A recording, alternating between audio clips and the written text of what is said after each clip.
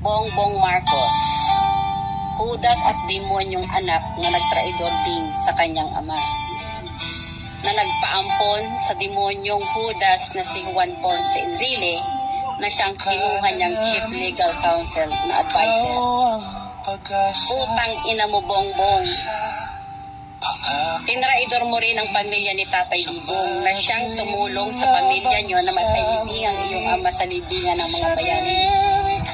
Putang ina mo, Bongbong Marcos.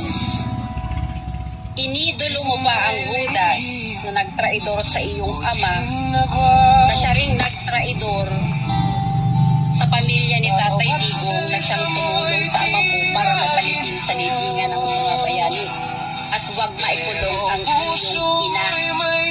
Putang ina mo, Bongbong. Patay na yung ama mo, tinraidor mo pa.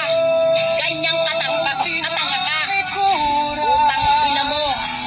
Mamamatay ka ng kaluluwa mo sa impyerno mapupunta dahil isa kang walang kwentang anak mismo sa iyong ama. Sinira mo ang kanyang reputasyon sa kanyang pangalan. Halip na ang pangalan ng iyong ama ay iangat mo at malinis, lalo mong ginungisan. Dahil nagpaampon ka sa demonyong si Juan Ponce Enrile na naghudas sa iyong ama, ganyan kang tatanga. Juan Ponce Enrile, nakasuhan niya ng plunder, pero hindi rin niya pinakulong ni Tatay Digong dahil matanda na. Putang ina mo, Enrile. Anong iginanti mo? Ipinakidnap mo si Tatay Digong at pinadala nyo sa The Hague, Netherlands, at pinaplano nyo na ma-impeach si Sara Duterte para hindi na magkaroon ng Duterte sa gobyerno at ang gusto nyo, kayo lang ang maghari. Utang ina ninyong mga ulupong kayo, malagutan na kayo ng hiniga.